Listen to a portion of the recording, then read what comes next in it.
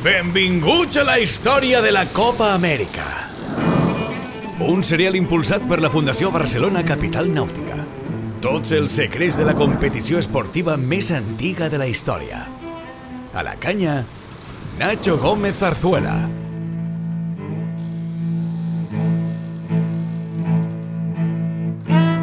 Benvinguts a l'episodi número 20 del serial sobre la història de la Copa Amèrica. En aquesta ocasió anem a l'edició de 2010, que va ser la més atípica de la història recent de la competició. El sobrenom amb què es va batejar el veler guanyador, Doxila, resumeix fidelment l'essència que la va convertir en una edició tan peculiar, de manera que ens amarrarem a aquesta àncora per començar.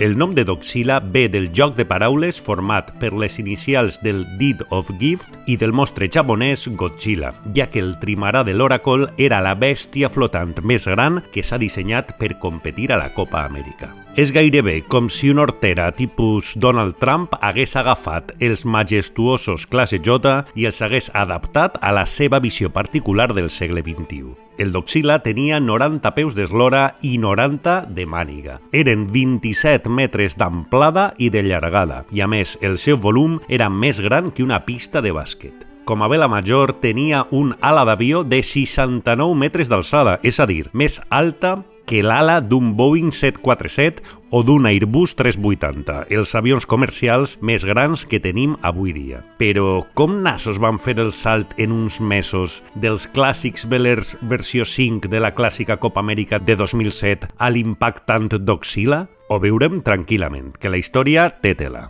I ho farem de la mà d'un espectacular llibre que va escriure el meu amic Jaume Soler, titulat La maté polquera mia, que tracta de manera exhaustiva tot el que va envoltar aquesta increïble història.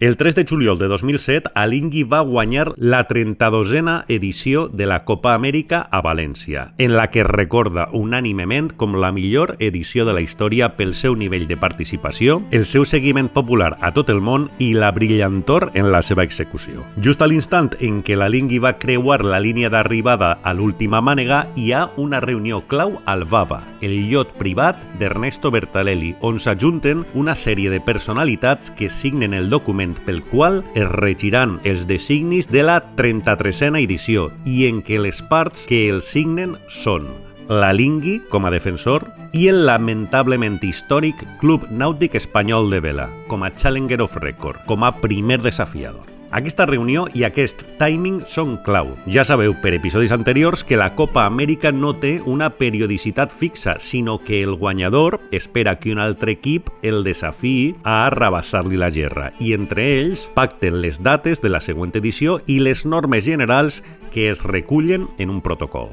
Tot això, des de fa ja diverses edicions, el defensor no espera que el seu major enemic li declari la guerra esportivament parlant, sinó que, abans de guanyar, ja estableix un preacord amb un altre equip, amb el qual sol tenir a més una relació força fluida per assegurar un protocol favorable als seus interessos. Aquest desafiant /amic compta amb l'avantatge de tenir tota la informació de primera mà abans que els seus rivals. A l'edició de València, el paper de desafiant /amic el va representar el Desafío Espanyol. Sobre el paper, semblava una aposta molt interessant, ja que s'asseguraven, entre altres coses, la permanència de la Copa a València, és a dir, que la capital del Túria continuaria sent la seu.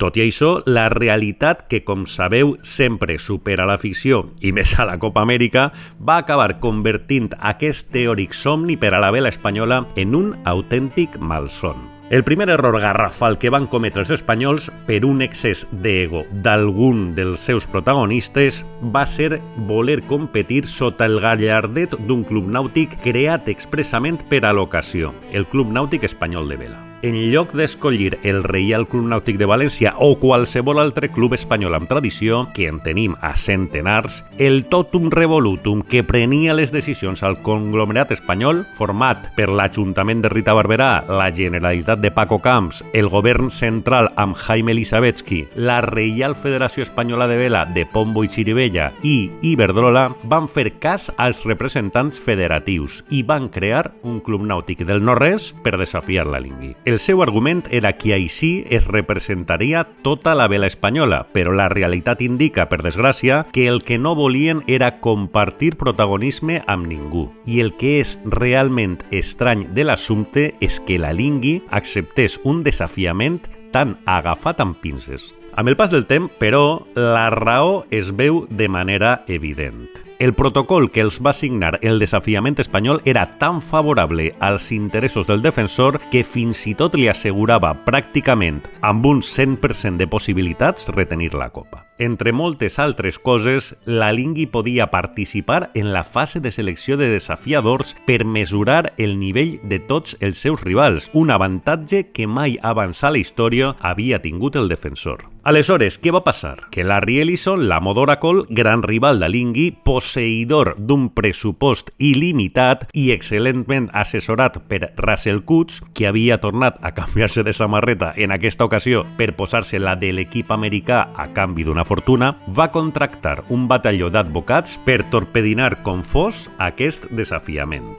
I el nyap realitzat pel Club Nàutic Espanyol de Vela era del tal calibre que els americans de seguida van trobar l'escletxa legal. Resulta que el Deed of Gift, el manifest que regix la Copa Amèrica, redactat en 1887 i que va ser protagonista, per si voleu recordar-ho, del tercer capítol d'aquest serial, diu textualment que el desafiant haurà de ser qualsevol club nàutic organitzat que tingui la seva regata anual. En anglès diu Any Organized Yacht Club having, aquesta paraula és clau, for its annual regatta. I com és evident, el Club Nàutic Espanyol de Vela ni estava organitzat, és a dir, no tenia vaixells, ni socis, ni tan sols una seu pròpia. Ni havia celebrat cap regata anual abans de desafiar la Lingui, simplement perquè no existia, perquè es va crear a càrrec de l'ocasió. Total, que l'Oracle va portar el cas davant de la Cort Suprema de Nova York, que, segons recull el Deed of Gift, és l'únic tribunal del món que pot dictaminar cas sobre la Copa Amèrica. El jutge Herman Kahn es convertiria així probablement en el magistrat més famós al més de segle i mig d'història de la competició, i va ser el que va portar el cas. Després d'escoltar les dues parts, el 27 de novembre de 2007 va dictaminar que el Club Nàutic Espanyol de Vela era invalidat per ser el Challenger of Record. La notícia, encara que esperada, va caure com una bomba i va donar pas a un període de més de 2 anys de negociacions entre Alinghi i Oracle per intentar trobar una solució a l'assumpte, que va ser totalment infructuós, ja que el tema ja s'havia convertit en un duel personal entre dos de les 100 persones més riques del món, Ernesto Bertarelli i Larry Ellison. Per aquella època crec que Bertarelli era el 76 de la llista Forbes i Ellison el número 4. Després d'un inesgotable nombre de recursos presentats per les dues parts, la Cort Suprema de Nova York es va rentar les mans en diverses ocasions per dir-li a tots dos equips el següent: nois, enfrontar-vos a València, a l'aigua, el febrer de 2010 i quan passi la regata ja decidiré sobre totes les vostres disputes. L'Oracle, que havia presentat el seu desafiament a la Lingui abans fins i tot de començar la batalla legal, va tenir la genial idea de presentar com a model de vaixell el famós Doxila, amb què obríem aquest episodi. La Lingui, quan ja va veure que no n'hi havia un altre remei que mesurar les pròpies forces amb aquella bèstia, va intentar contrarrestar-ho amb un catamarà més lleuger, pensant a mesurar-se amb vents fluïssos. Per això, fins i tot van intentar emportar-se la seu de la Copa Amèrica a Ras Al Khaimah, el més petit dels Emirats Àrabs Units. De fet, van estar entrenant-hi diversos mesos, on a més no hi ha gairebé vent.